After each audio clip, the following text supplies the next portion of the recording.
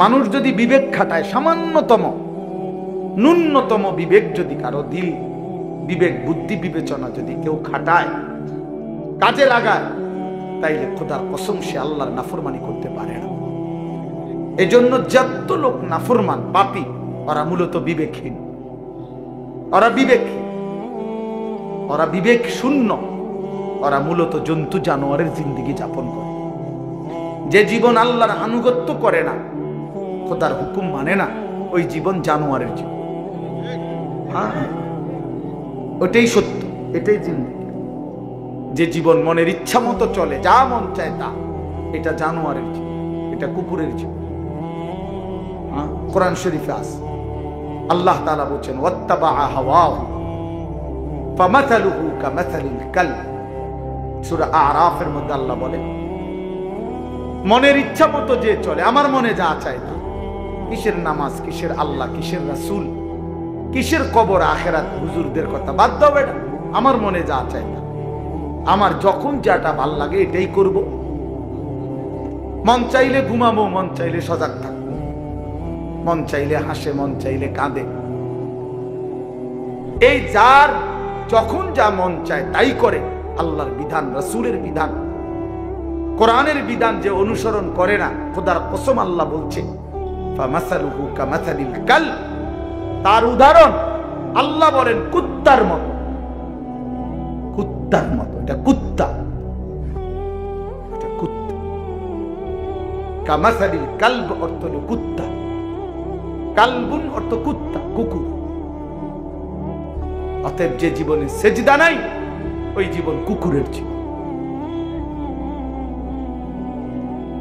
মনে রাখো ছেলেরা, নিজের পরিচয় মিলাইয়া নিও, আত্মপরিচয় মিলাইয়া নিও।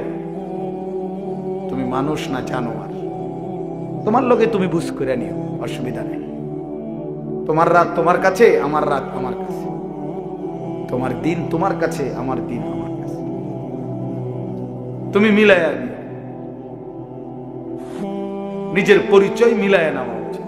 আল্লাহ কোরআনে বলছে ফামাসালুহু কামাসালিল কালব, শাহওয়াত, মনের চাহিদা, কামনা, বাসনা, মনে যা চায় তাই যে করে, আল্লাহ বলেন এই জিন্দেগি কুকুরের জীবন। অতএব এরপরেও যদি কোনো লজ্জা কারো না হয়, তো কি করার আছে? কিছুই করার নেই। কেউ যদি বলে যে মনে মনে যে আমার কুত্তা কক আর শুকর কক, আমার সমস্যা না, আমি বেডি সামনে, হ্যাঁ, আমি নারী দেখবই, ছবি দেখবই, নর্তকী দেখবই, উলঙ্গ ছবি দেখবই আমি। এরপর বিনিময়ে আপনি আমার কুকুর বলেন আর শুকর বলেন, এটা আমার দেখা না। আমার শাহওয়াত, আমার মনের চাহিদা, আমার যা ইচ্ছা আমি তা করবো, ঠিক আছে, কোনো অসুবিধা নেই। কারো জন্য কেউ আটকায় না, কারো জন্য কেউ থেমে থাকে না, কারো জন্য, কারো মৃত্যুতে পৃথিবী থামে না, কারো জন্মেও পৃথিবী আটকায় না, কোনো সমস্যা নাই। কিন্তু দোস্ত আমার, আমরা প্রত্যেকেই আলাদা আলাদা নিজ নিজ কবরে ফিরে যাব, এটা মনে রাখতে হবে। আলাদা আলাদা নিজ নিজ কবরে ফিরে যাব আমরা। কাজেই একাকী হতেই হবে, একদিন একাকী আল্লাহ তাআলার মুখোমুখি হইতে হবে। সেদিন টের পাবেন, সেদিন টের পাবেন। কোরআন শরীফে আছে আলহাকুমুত তাকাসুর হাত্তা যুরতুমুল মাকাবির কাল্লা সাউফা তা'লামুন। আল্লাহ বলে, বান্দা, দুনিয়ার নেশায় আখিরাত ভুলে গেলা, তো মনে রেখো একদিন কবরস্থানেই পৌঁছবা, আর সেদিন আমি আল্লাহ তোমাকে জানাবো আমার প্রতিটা নাফরমানির শাস্তি কি। আমি জানাবো বান্দা, আমি দেখাবো তোমারে, তুমি দেখবা বান্দা, আমি তোমাকে দেখাবো, আমি তোমাকে বুঝাবো। এজন্য দোস্ত, নওজোয়ান, প্রিয় সাথী, এটা মনে রেখো বাপ, আত্ম উপলব্ধি, আত্মপরিচয়, আত্মসম্মান, আত্মমর্যাদা অনেক বড় সম্পদ। এটা বুঝা যে আমি কে আসলে। আমি একজন মুসলমান, আমার বাবা মুসলমান, আমার মা মুসলমান, আমার বংশ মুসলমান, আমার গোটা মহল্লা মুসলমান, আমি ইমানদারের সন্তান।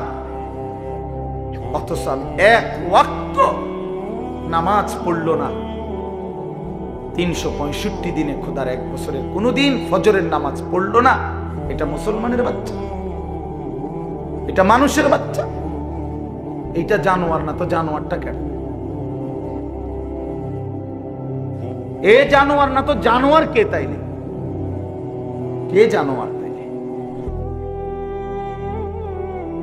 এইটা অসভ্য না তো অসভ্যটা কে?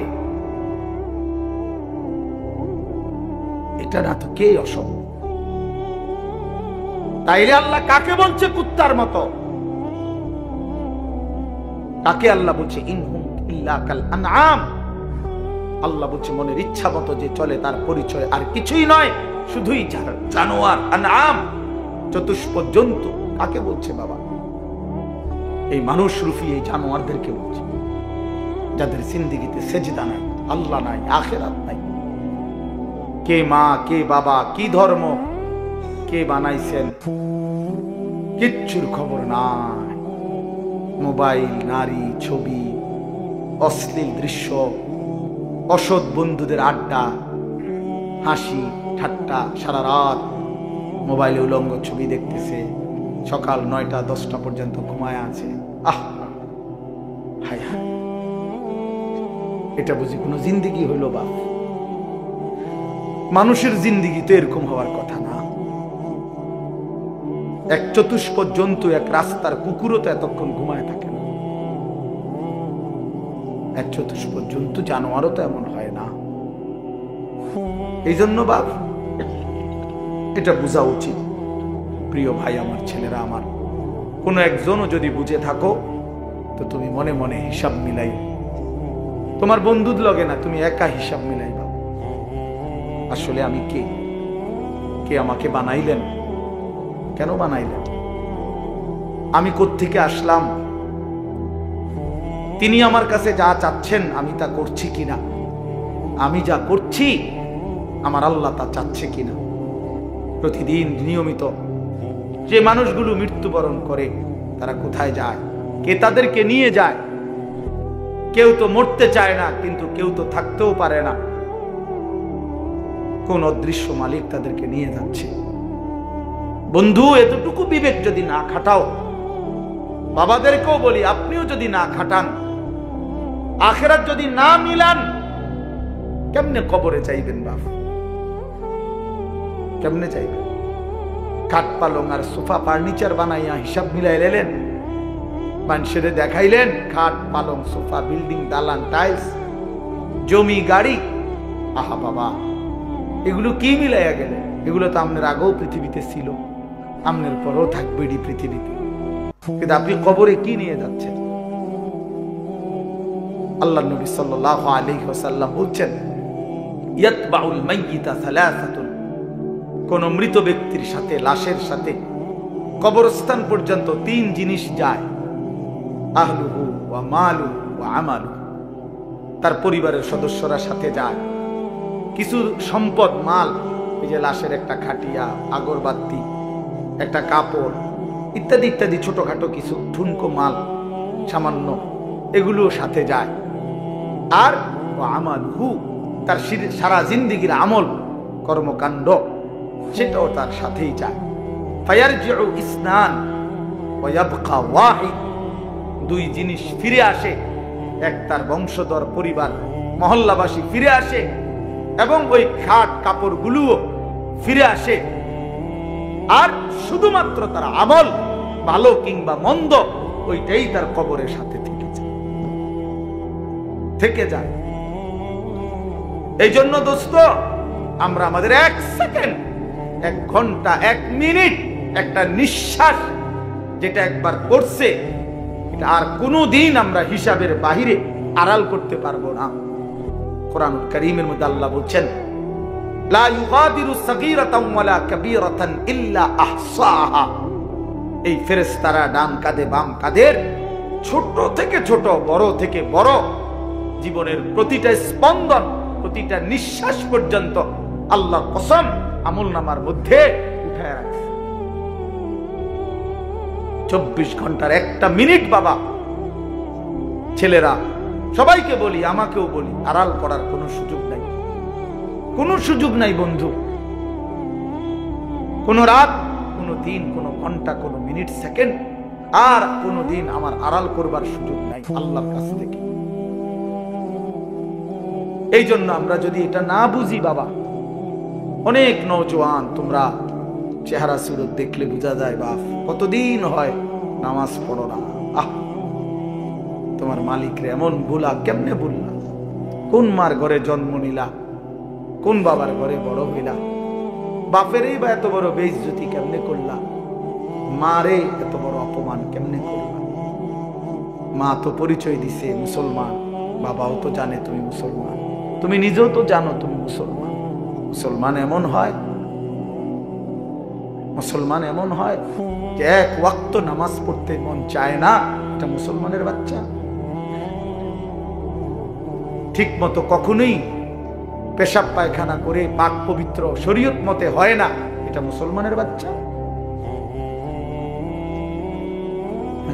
24 ঘন্টা নারী ছবি ছাড়া, নাটক সিনেমা ছাড়া, টেলিভিশন সিনেমা ছাড়া, নর্তকী দেখা ছাড়া জীবন যার কাটে না, এটা মুসলমানের সন্তান। মুসলমান এমন হয়। এই জন্য আমার বন্ধু, আমি অনুরোধ করছি প্রত্যেকের কাছে, আমাকেও বলি, আপনাদেরকেও বলি, নওজোয়ান ছেলে তোমাদেরকেও বলি, বা একজন হইলে একজনই মনে রাখো, নিজের হিসাব কইরো বাপ। ওয়ালতানদুর নাফসুম মা কদ্দামাত লিগাদ। আল্লাহ তাআলা বলেছে প্রত্যেকটি প্রাণ, প্রতিটা আত্মা আলাদা হিসাব করো, লক্ষ্য করো আজকের দুনিয়া থেকে আগামীকালকের আখিরাতের জন্য কি পাঠিয়েছো। চোখ বন্ধ করলেই মৃত্যু থামবে না, ভুলে গেলেও মৃত্যু থামবে না, না বুঝলেও মৃত্যু থামবে না। বুঝে আসলেও মরে যাবেন, না বুঝলেও মরে যাবেন। চোখ খোলা থাকলেও মরে যাবেন, চোখ বন্ধ থাকলেও মরে যাবেন। হাসলেও মরে যাবেন, কাঁদলেও মরে যাবেন। রাজপ্রাসাদের অট্টালিকায় থাকলেও মরে যাবেন, জীর্ণ কুঠির কুড়ে ঘরে থাকলেও মরে যাবেন। প্রিয় বন্ধু, যেটাকে আড়াল করার কোনো সুযোগ নাই, মৃত্যুকে পাশ কাটবার কোনো সিস্টেম নাই, কোনো সিস্টেম নাই। 7 মহাদেশের মালিকও যদি হয়, 7 রাজার ধনও যদি কেউ পায়, তারপরেও যেহেতু মৃত্যুকে বাদ দেওয়ার, আড়াল করবার কোনো সিস্টেম নাই, অতএব প্রস্তুতি নেওয়া এটাই বিবেকবানের উচিত। কারণ যেহেতু আমি মৃত্যুকে আড়াল করতে পারবো না, অতএব মৃত্যুর জন্য প্রস্তুতি নেওয়া এটাই চূড়ান্ত বুদ্ধিমান। কোনো সুযোগ যেহেতু নাই, কোনো সিস্টেম যেহেতু নাই,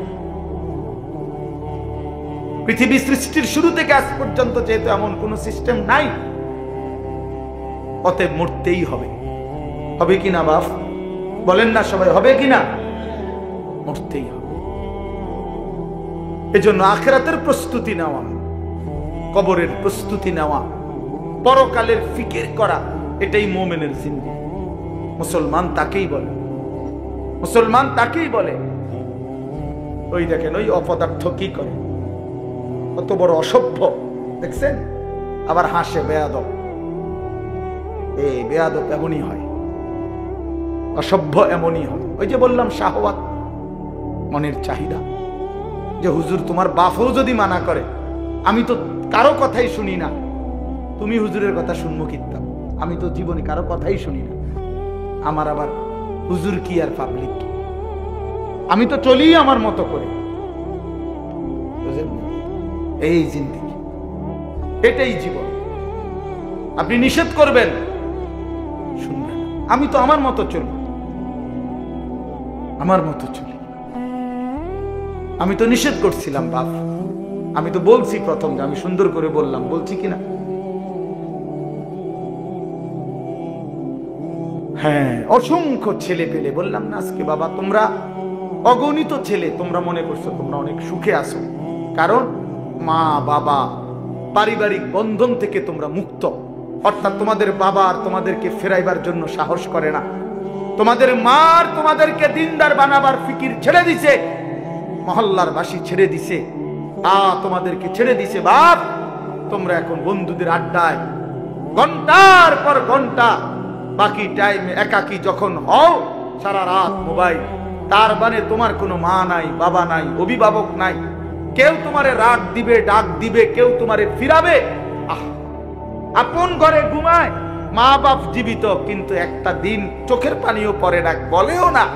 আমার 365 দিনে আমার 16 বছরের ছেলেটা একদিনও ফজরের নামাজ পড়ে না। এত বড় জানোয়ার মুসলমানের ঘরে কেমনে ঘুমায় বেটা? এত বড় জানোয়ার কেমনে ঘুমায় মুসলমানের ঘরে? তার বাপ কোথায়, তার মা কোথায়? তার পরিবার এভাবে ভুলে গেল কেমনে? কিরে বাপ,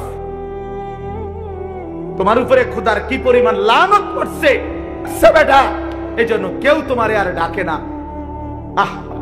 কেউ তোর মনে করাই দেয় না যে রে বাপ তোর জাহান্নাম দেখা যায়, তোর জাহান্নাম দেখা যায়।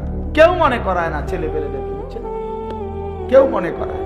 ও সবাই তামসা দেখতেছে, চোখের সামনে আমাদের ছেলেরা নষ্ট হয়ে যাইতেছে, বখাটে হয়ে যাইতেছে, মসজিদে নামাজ চলতেছে, এক ওয়াক্ত নামাজ পড়ে না। কারো কোনো ফিকির নাই। তার বাবা কই, মা কই, দাদা কই, দাদি কই, তার নানা কই, নানি কই, চাচা কই, মামা কই, ফুফা কই, খালু কই, তার বড় ভাই কই, তার বড় বোন কই। কেউ কিচ্ছু বলে না।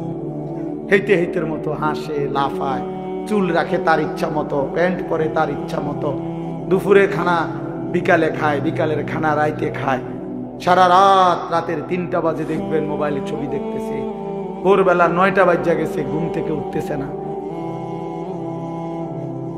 এটা মুসলমানের জিন্দেগি? এটা মুমিনের জীবন? এটা বাবা মার সংসার? এটাই সার্থকতা জীবনের? বলে পৃথিবীর সর্বাধুনিক মজবুতি প্রযুক্তি দিয়েও যদি আপনি সোফা বানান, খাট বানান, কি লাভ হবে যদি স্ত্রী সন্তান নাফরমান হয়? যদি ছেলে মেয়ে বেনামাজি হয়, মেয়েটা যদি বেপর্দা হয়, স্ত্রী যদি বেপর্দা হয়, কি ফায়দা? অর্জন কি জিন্দেগির অর্জন কি? এই জন্য আমি অনুরোধ করছি আপনাদের কাছে, দয়া করে ফিকির করেন, ফিকির করেন। ছেলেরা বাপ, নষ্ট হইও না বাপ। যদি অব্যাহত গুনাহ পাপ একটা শেষ, এই প্রসঙ্গটা শেষ করতে চাই। একটা চূড়ান্ত কথা আপনারা বাবাদেরকেও বলি, একটা গুরুত্বপূর্ণ কথা মনে রাখবেন। কোরআন শরীফে আছে, কেউ যদি গুনাহ লাগাতার করতে থাকে, খোদার কসম আল্লাহ একদিন নারাজ হয়, আর সেদিন আল্লাহ পাক ইচ্ছা করে তাকে আল্লাহ তাআলা পথভ্রষ্ট করে দেয়। আর কোনদিন আল্লাহ ইচ্ছা করেই তারে আর হেদায়েত দেয় না, আলোর পথে ফিরতে দেয় না, কল্যাণের পথে আসতে দেয় না, জান্নাতের পথে আর আসতেই দেয় না। খোদার কসম, এটা কোরআন শরীফের আয়াত। আল্লাহ বলছে, একদিন আমি সত্যি সত্যি রাগ করলে ফাআনসাহুম আনফুসাহুম, আমি আল্লাহ নিজেই তোর আখিরাত ভুলায় দেব। যা, ঠিক আছে বান্দা, গরু ছাগল কুকুর বিড়ালের মতো খা, ঘুমা, পেশাব পায়খানা কর, যৌন চাহিদা মনে পূরণ কর, ঠিক আছে বান্দা, খালাস। নুওয়াল্লিহি মা তাওয়াল্লা ওয়া নুসলিহি জাহান্নাম। যা বান্দা, তোর এই উল্টো পথে চলছিস, চলতে থাকো উল্টো, আমিও তোরে উল্টো পথে চালায় দিলাম। তো মনে রাখো, একদিন ওয়া নুসলিহি জাহান্নাম, উল্টো পথে চলতে চলতে একদিন তোমারে আমি আল্লাহ ধাক্কা দিয়া, লাথি দিয়া ফেরেশতাকে বলে জাহান্নামে ফেলে দেব,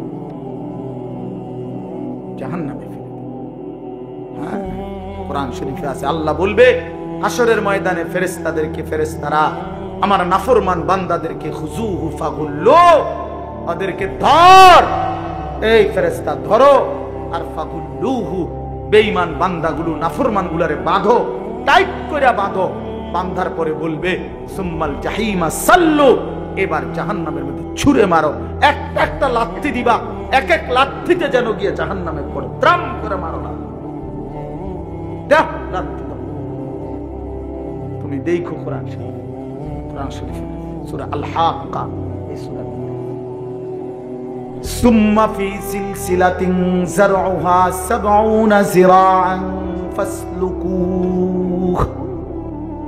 ফেরেশতা যখন নাফরমানকে হাসরের ময়দানে বেঁধে জাহান্নামে লাথি দিয়া মেরে ফেলে দিবে, আল্লাহ তখন আবার বলবে জাহান্নামের ভিতরে ফেরেশতাদেরকে, আল্লাহ পুনরায় বলবে ফেরেশতারা আমার এই নাফরমান বান্দাকে জাহান্নামের ভিতরে 70 হাত লম্বা আগুনের শিকল দিয়া এবার আবার বাঁধো, আবার বাইদা ফাসলুকুহু কুকুরের মতো কুত্তার মতো পুরা জাহান্নামে তারে ঘুরাও, আর সবার সাথে পরিচয় করিয়ে দাও তার নাফরমানি পাপগুলো কি কি।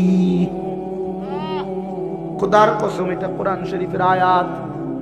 ফেরেশতা বলবে জাহান্নামী বাকিদেরকে, জাহান্নামীরা দেখো এটা সেই বেঈমান যে জীবন ভর চুরি করেছে, জিনা করেছে, মদ খেয়েছে, জুয়া খেলেছে, নারী ছাড়া, ছবি ছাড়া, জিনা ছাড়া, উলঙ্গ দৃশ্য ছাড়া, অসভ্যতা ছাড়া যার রাত কাটে নাই, এটা সেই জানোয়ার।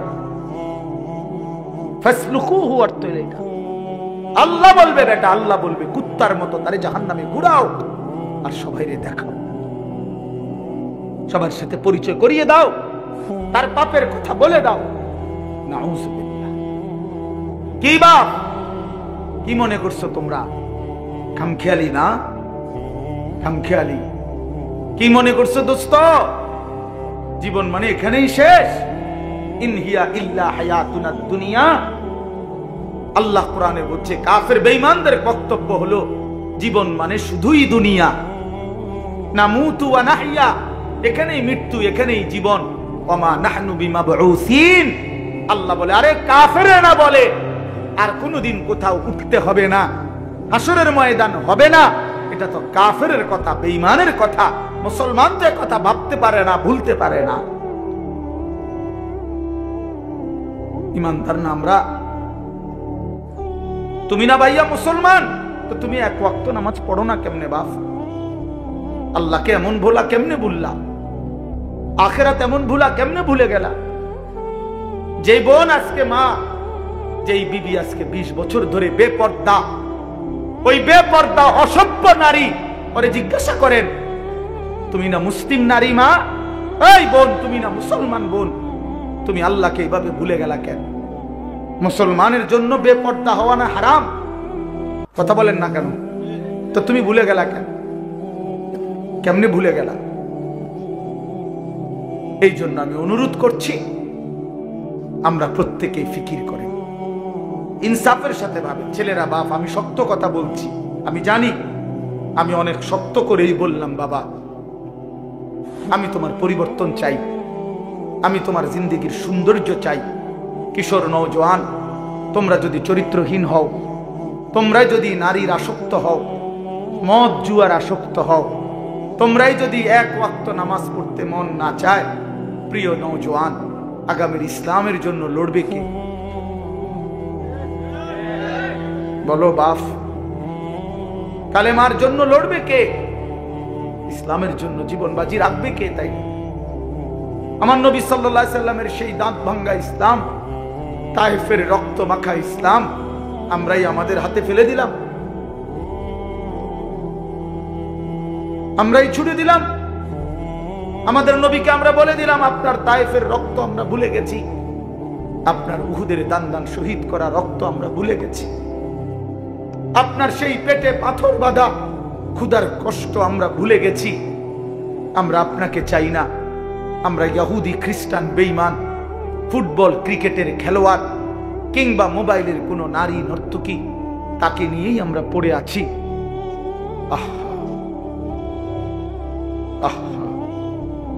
আল্লাহ নবী সাল্লাল্লাহু আলাইহি ওয়াসাল্লামের কাছে কিন্তু উম্মতের আমল শোনানো হয়।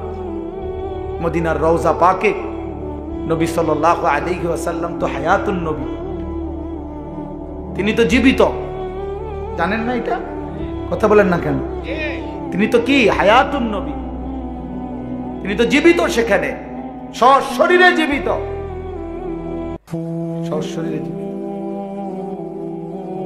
আমি তো রওজা পাকের সামনে যখন প্রথম গেছি জীবনে 2015 সালে, অনেকক্ষণ দাঁড়ায় ছিলাম আর এই তাকায়া, অনেকক্ষণ পরে বলছি যে আপনি এখানে? আমি সেই ছোটবেলা থেকে নবী আপনার নাম শুনছি, কত লক্ষবার আমি আপনার দুরূদ পড়েছি, আর আপনি এখানে?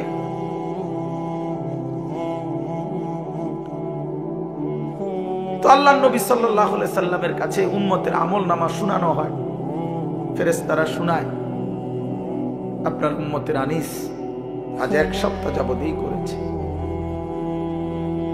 নবী সাল্লাল্লাহু আলাইহি সাল্লামের উপরে কেউ যখন দুরূদ শরীফ পড়ে, আল্লাহ নবী সাল্লাল্লাহু আলাইহি সাল্লাম বলেন সঙ্গে সঙ্গে ফেরেশতা ওই ব্যক্তির নাম এবং বাবার নাম সহ আমি রাসূলের সামনে পেশ করি, বিইসমিহি ওয়া বিইসমি আবিহি। ওই ব্যক্তির নামও বলে, তার বাবার নামও বলে, নবী সাল্লাল্লাহু আলাইহি সাল্লামের সামনে শোনানো হয়। তো আচ্ছা, মনে করেন আমার এই বন্ধু, ওনার নাম হলো হাফেজ মাওলানা আবু হানিফ ভাই। এখন কেউ মনে করেন আমার কাছে ওনার নাম খুব বলে আয়শা আয়শা। তো কোনো একদিন যদি 6 মাস পরেও 6 বছর পরেও উনি যদি আমার সামনে আয়শা বলে যে হুজুর আমার নাম আবু হানিফ, তাহলে আমি কি বলবো? আরে আপনি না, আপনার কথা আমি কত শুনছি, অনেকেই আপনার কথা বলে, বারবার বলছে। খোদার কসম, যেই উম্মত রাসূলুল্লাহ সাল্লাল্লাহু আলাইহি সাল্লামের সুন্নাতকে অনুসরণ করেছে, দুরূদ শরীফ পড়েছে, নবীজি সাল্লাল্লাহু আলাইহি সাল্লামকে অনুসরণ করেছে, তো তার নাম তো নবী সাল্লাল্লাহু আলাইহি সাল্লামের সামনে বারবার উচ্চারণ হয়েছে। হাসরের ময়দানে সেই উম্মত গিয়ে যখন নিজের আমলনামা নিয়ে বলবে ইয়া রাসূলুল্লাহ আমি আনিসুর রহমান, আল্লাহ নবী বলেন ও আচ্ছা তুমি, তোমার নাম তো ফেরেশতারা আমার কাছে প্রায়ই বলতো, আমি অনেক শুনছি তোমার নাম, অনেক আমি তোমার নাম অনেক শুনছি, আমি তো শুনছি তোমার নাম, তুমি সেটা। এই জন্য বন্ধু আমার, দোস্ত আমার, হাসরের ময়দানে তো রাসূলুল্লাহ সাল্লাল্লাহু আলাইহি ওয়াসাল্লামের সামনে আমলনামা দিতে হবে। সুপারিশ করবে না উনি, তো আপনি আমলনামা কাগজপত্র দিতেন না? কথা কয় না, সুপারিশের কোনো নিয়ম কানুন নাই, কথা বলেন না কেন? কোনো নিয়ম কানুন আছে কিনা? তো আপনি আপনার ফাইল দিবেন না, ফাইল না দিলে সুপারিশ করব কি?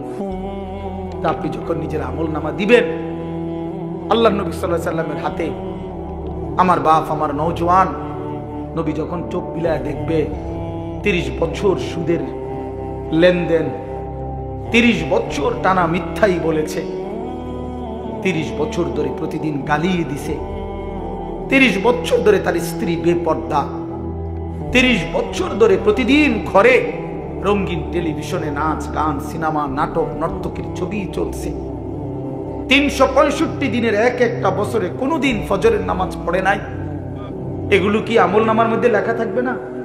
কথা বলেন না কেন?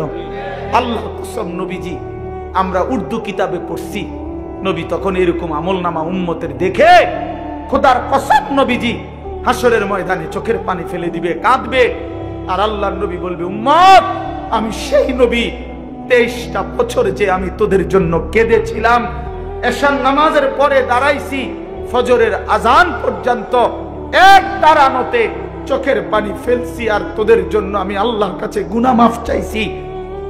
আমার হাত্তা তাওয়াররামাত কাদামাহু, আম্মা জান আয়েশা বলে অসংখ্য রাত নবীজি কাঁদতে কাঁদতে, দাঁড়িয়ে থাকতে থাকতে আমি আয়েশা দেখছি নবীজির 2টা পা মোবারক ফুলে ফুলে গেছে। আমি এত কাঁদলাম, তাইলে উম্মত কার জন্য? আমার তায়েফের রক্তে সারা দেহ রক্তাক্ত হয়ে আমার পায়ের জুতা আর পা রক্তে জমাট বাইধা গেছে, আমার জুতা আমি খুলতে পারতেছিলাম না, আমি ক্ষুধার কষ্টে পেটে 2টা পাথর বাঁধছিলাম, আমি উহুদের দান শহীদ করা রক্তে উহুদের জমিনে আমি পড়েছিলাম, আমার ঘরের চুলায় 3 মাস আগুন জ্বলে নাই। দোস্ত আমার, বন্ধু আমার, নবী জিজ্ঞেস করবে উম্মত এত রক্ত, এত চোখের পানি, এত ক্ষুধার কষ্টের আমার 23 বছরের বিনিময়ে এই আমলনামা, এই আমলনামা? তুমি না আমার শ্রেষ্ঠ উম্মত, আমি না শ্রেষ্ঠ নবী, তো আমি এই আমলনামা নিয়ে কেমনে মালিকরে দেখাবো? আমি কেমনে দেখাবো যে আল্লাহ আয় মাওলা এটা আমি শ্রেষ্ঠ নবীর শ্রেষ্ঠ উম্মতের আমলনামা, এটা কিভাবে দেখাবো? এজন্য আমরা এই কিতাবে পড়ছি উর্দুতে যে নবী তখন বলবে উম্মত তুমি আমার এত বড় বেইজ্জতি কেমনে করবে? আজ হাসরের ময়দানে তুমি আমার উঁচা মাথা ছোট করে দিলা উম্মত, আমি তো এমনটা আশা করি নাই। আমি তো এমনটা আশা করি নাই। আমি তো 23টা বছর কোনোদিন ঠিক মতো খাই নাই, ঘুমাই নাই। আমি তো 23টা বছর দুয়ারে দুয়ারে ঘুরছি, কभी আরশ पर कभी फरश पर, कभी उनके दर कभी दर बदर, हमें आशिकी तेरा शुक्रिया, मैं कहां कहां से गुजर गया। কই থেকে কই ছুটছি, কখনো হাটে, কখনো ঘাটে, কখনো মাঠে, কখনো বাজারে, কখনো একজনকে, কখনো 10 জনকে ধাক্কা দিছে। উটের পোঁছা নারী বুড়ি আমার পিঠে চাপায় দিছে। আবু লাহাব আমারে গামছা দিয়া ধরে টাইনা কাবা ঘরের সীমানা থেকে টেনে বের করে দিছে। আবু জাহেল আমারে ধাক্কা দিতে দিতে খানায় কাবার সীমানা থেকে বের করে দিছে। আমি এত অপমান সইলাম, এত বেইজ্জতি সইলাম, আমি এত পাথরের আঘাত সইলাম। বিনিময় উম্মত, তোদের কাছে আমার এই কলিজা ছেঁড়া রক্ত ভেজা দিন দিয়ে গেলাম, ইসলাম দিয়ে গেলাম, কোরআন দিয়ে গেলাম, সবকিছু এভাবে ছুঁড়ে ফেলে দিছ। আজ 30 বছরে যে নবীর কথা মনে পড়ে নাই, 60 বছর বয়স এখনো বিড়ি সিগারেট খান মিয়া, কেমনে নবীজির সামনে দাঁড়াইবেন? এই উম্মত, এই মুসলমান, আল্লাহরে সাক্ষী রেখে আজকে রাতে ঘুমাইবার আগে একবার ভাইবেন, একবার ভাইবেন, একবার। 60 বছর বয়সেও বিড়ি সিগারেট ছাড়তে পারেন নাই, 60 বছর বয়সেও গালি দেওয়া বন্ধ করতে পারেন নাই, 60 বছর বয়সেও চা দোকানে নাচ গান বেড়ি দেখার অভ্যাস ছাড়তে পারেন নাই, 60 বছর বয়সেও সুদের টাকা নিচ্ছেন, কিস্তিতে টাকা নিতেছেন। আরে হারামখোর, কেমনে নবীর সামনে দাঁড়াইবা? কেমনে দাঁড়াইবা বাপ? এই চাচা,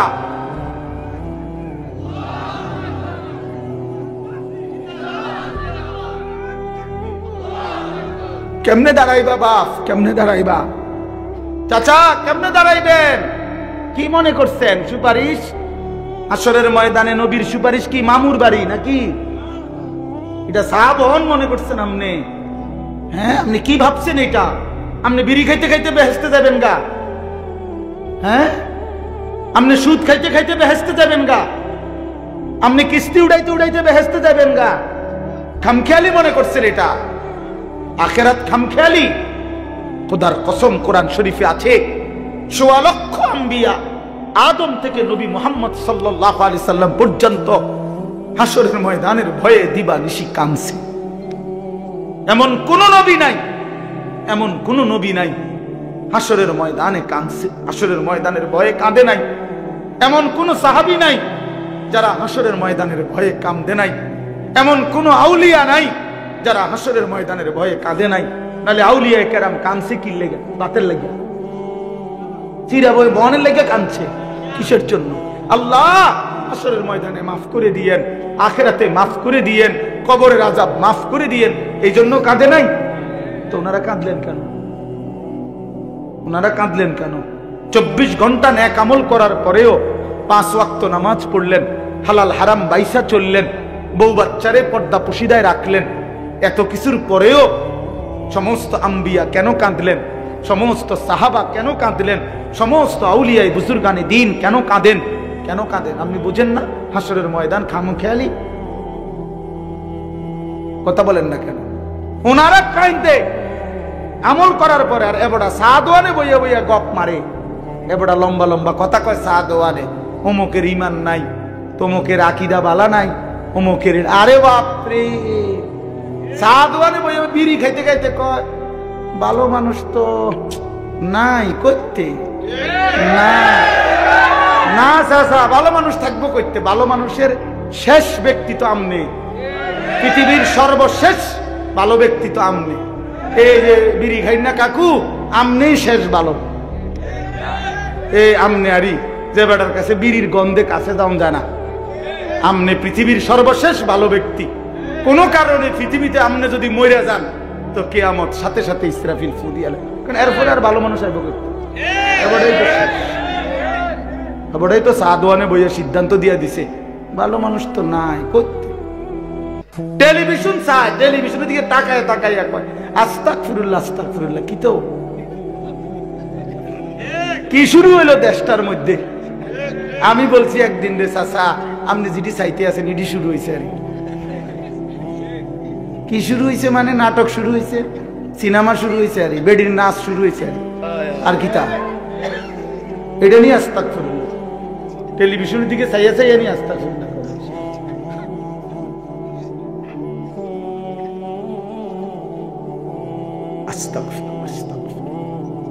কথা শেষ। আমার বলার উদ্দেশ্য হলো, আমি আপনাদের কাছে এতটুকুই বুঝাইতে চাইছি। আমার বাপ আপনাদের সামনে আমার মজার মূল বক্তব্য এটাই, ভাবতে শিখেন। কবর ভুলে গেলে হবে না, পাশ কাটলে হবে না। আপনি পাশ কাটতে যাইতে পারতেন না, এনে যাইতে হবে এটার ভিতরে, ঠিক কিনা বলেন না? আরে নওজোয়ান বলো না। তাইলে বন্ধু আমার বাপ, তুমি যেমন পড়ালেখা করছো আমিও পড়ালেখা করছি। আমি জেনারেল লাইনেও পূর্ণ পড়ছি, মাদ্রাসার লাইনেও পুরা পড়ালেখা করছি। এই জন্য বন্ধু, আমি সায়েন্স পড়ছি, আমি কুমিল্লা ভিক্টোরিয়া কলেজ থেকে মাস্টার্স পাস করছি, আমি বিজ্ঞান বিভাগ থেকে এসএসসি পাস করছি, দাখিল। অতএব তুমি আমারে অনুরোধ করছি, নওজোয়ান তুমি ভুল করো না, তুমি ভুল করো না। শুধু বাত মাসের হিসাব মিলাইলে হতো না। শুধু একটা চাকরি, একটা ব্যবসা, একটা বিয়া, একটা বিল্ডিং, একটা বিদেশ, বন্ধু আমার একটা মোটরসাইকেল, এতটুকুর হিসাব মিলাইলে হবে না দোস্ত। আমরা মুসলমান, আমাদের আখিরাত আছে, আমাদের কবর আছে। আর আপনারা যারা বাবা আছেন, অভিভাবক, আপনাদের কাছে অনুরোধ, আপনি এই সংসারের দিকে তাকাইয়া দেখছেন, বিল্ডিং করছেন, সোফা বানাইছেন, খাট বানাইছেন। আমার বাপ এতটুকু হিসাব মিলাইয়া মুসলমান কবরে গেলে হবে না। আমার জিফুতের লেগে খাট সংসারে সব করে দিয়ে আইছি। কি করে দিয়ে আসছে? এই সোফা টোফা এডি 20 বছর পরে দেখবেন আমনে আইলে কিচ্ছু নাই। 20 বছরের মাথাত কবর থেকে আইসা যদি দেখেন আমনের বানানো ফার্নিচার, একটা বদনাও, একটা লোডা ঘরের মধ্যে নাই, সব ফালাই দিছে। এগুলো আর এখন চলে না। জিঙ্গাইলে কইব, দাদা ঠিক আছে আপনি বানাইছেন যত্ন করে, কিন্তু ওই মডেল এগুলো এখন আর চলে না, এগুলো আমরা ফেলে দিছি আরো 5-7 বছর আগে। যদি আপনি আইবেন জানতাম কবর থেকে, তাহলে না ওই টাঙ্গায় রাখতাম। কথা বুঝছেন? আসলে কি ফেলে দিবে, দুনিয়া ফেলে দেয়, আপনার সন্তানই ফেলে দিবে, আপনার নাতি নাতনি দুনিয়া ফেলে দিবে। অতএব আমাদের জিন্দেগি আখিরাত। আমাদের জিন্দেগি কি বলেন? মুমিনের জীবন আখিরাত, মুমিনের হায়াত আখিরাত, মুমিনের রাত আখিরাত, মুমিনের দিন আখিরাত, মুমিনের হাসি আখিরাত, মুমিনের কান্না আখিরাত, মুমিনের স্বপ্ন আখিরাত, মুমিনের কল্পনা আখিরাত, মুমিনের পরিকল্পনা আখিরাত। অতএব এই আখিরাতের পরিকল্পনাকে সামনে রেখে আমরা আমাদের সামনে মাহে রমজান, এই মাহে রমজানকে সামনে রেখে আর মাত্র 20-21 দিন মাত্র আছে। এই মাহে রমজানকে সামনে রেখে আমি অনুরোধ করছি, দয়া করে প্রত্যেকেই ইনশাআল্লাহ, নওজোয়ান ভাই তোমরাও, বাবা বয়স্ক বাবা আপনারাও, পর্দার আড়ালের মা বোন আপনারাও, হাত জোড় করে বলি, আমি আপনাদের ছেলে কারো, আমি আপনাদের কারো ভাই, আপনাদের কারো সন্তান, আপনাদের কারো নাতির বয়সীও হতে পারি। আমি আপনাদেরকে অনুরোধ করছি। আর ছেলেরা, তোমরা আমার সন্তান, তোমরা আমার ভাই। আমারও তো 15 বছরের সন্তান আছে। অতএব যাদের বয়স 15-16, ধরে নাও তুমি আমার সন্তান। আর এর চাইতে বড় যারা, তুমি আমার ছোট ভাই। আমারও তো ছোট ভাই আছে। আমি চাই না আমার সন্তান নষ্ট হয়ে যাক, আমি চাই না আমার ছোট ভাই বরবাদ হয়ে যাক, আমি চাই না আমার বাপ চাচা দাদা জাহান্নামী হোক। এই আশা নিয়ে আমি অনুরোধ করলাম, মাহে রমজানকে সামনে রেখে চলেন গুনাহ ছেড়ে দিন।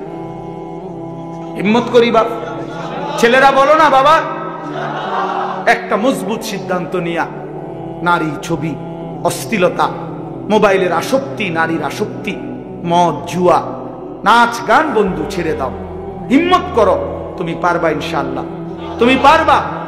বাবা চাচাদেরকে বলি, হারাম রোজগার ছেড়ে দেন, বিড়ি সিগারেটের অভ্যাস ছেড়ে দেন, চা দোকানের আড্ডা ছেড়ে দেন। মা বোনদেরকে অনুরোধ করি, বেপর্দার জিন্দেগি ছেড়ে দিয়ে সিদ্ধান্ত নেন, এবারের রমজান গুনাহমুক্ত রমজান। বলেন ইনশাআল্লাহ, এবারের রমজান বন্দেগীওয়ালা রমজান। আল্লাহ বলবে, বান্দা ঠিক আছে যদি 30 দিন গুনাহ থেকে বাঁচতে পারো, 30 দিন যদি আমার বন্দিগিতে ইবাদতে লেগে থাকতে পারো, আল্লাহ বলে বান্দা ওয়াদা দিলাম লাআল্লাকুম তাত্তাকুন, 30 দিনেই তোমারে 1 মাসে মুত্তাকি বানাইয়া ঈদের দিন জান্নাতের ফ্লাইটে উঠাইয়া দেব। 1 মাসেই জান্নাতি, 1 মাস। একটা রমজান তুমি 30টা দিন গুণনা আমারে সময় দাও, 31 দিন লাগবে না বান্দা, ভাল লাগলে 29 দিনেই আমি রেজাল্ট দিলাম। 30 বা 29 বান্দা কথা এক কথা, তুমি আমার হুকুম মানবা, আমি তোমারে মুত্তাকি বানিয়ে দেব, 30 দিনেই জান্নাতি বানায় দেব। এই জন্য মাহে রমজান জান্নাতের মাস, মাহে রমজান আখিরাতের মাস, মাহে রমজান নিজের জীবন সাজিয়ে তুলবার মাস। এই জন্য আমরা চেষ্টা করব তো ইনশাআল্লাহ। কিশোর নওজোয়ান 5 ওয়াক্ত নামাজ পড়ো, চরিত্রহীনতা ছেড়ে দাও বাপ। আমি অনুরোধ করছি তোমরা বছরের নিচে, তোমরা যারা নওজোয়ান, আমার শেষ অনুরোধ, তোমরা যারা 30 বছরের নিচে তোমাদের বয়স, তোমরা যদি হিম্মত করো, তোমরা যদি ফজরের নামাজ সহ 5 ওয়াক্ত নামাজ পড়ো, ইনশাআল্লাহ আমরা আশা করি আগামীর ইসলামের পতাকা তোমাদের হাতে উঠবে ইনশাআল্লাহ। সারা পৃথিবীতে কালেমার পতাকা উঠবে ইনশাআল্লাহ। আল্লাহু আকবার। তাফসীরুল কুরআন মাহফিল জিন্দাবাদ জিন্দাবাদ। আল কুরআনের আলো ঘরে ঘরে জালো, আল হাদিসের আলো ঘরে ঘরে জালো। মাশাআল্লাহ। সারা পৃথিবীতে যুবক মনে রাখো, সারা পৃথিবীতে মুমিনের বিজয়, সারা পৃথিবীতে মজলুমের বিজয়, বিজয় ইনশাআল্লাহ। দেখবা সময়ের ব্যবধান, ইসরায়েল যুদ্ধবিরতি দিয়ে পরাজয় স্বীকার করে যুদ্ধ বন্ধ রাখছে, 15 মাস লাগাতার যুদ্ধ করে হত্যা করে রক্তের বন্যা বইয়েও গাজা ফিলিস্তিনকে হারাইতে পারে নাই। ইসরায়েলের কুত্তারা ফিরে গিয়ে যুদ্ধবিরতি দিয়ে কুত্তারা ইসরায়েলে ফিরে গেছে। অতএব এই অল্প সময়ের ব্যবধানে দেখবা ফিলিস্তিন এবং গাজাতে কালেমার পতাকা উঠছে ইনশাআল্লাহ। ইনশাআল্লাহ বললাম, ইনশাআল্লাহ। সিরিয়াতে কালেমার পতাকা উঠছে, আফগানিস্তানে কালেমার পতাকা উঠছে, ইনশাআল্লাহ আগামী দিনে তোমাদের হাতেও কালেমার পতাকা উড়বে। আল্লাহ তৌফিক দেন, কবুল করেন, আমিন। সুবহানাল্লাহি ওয়া বিহামদিহি।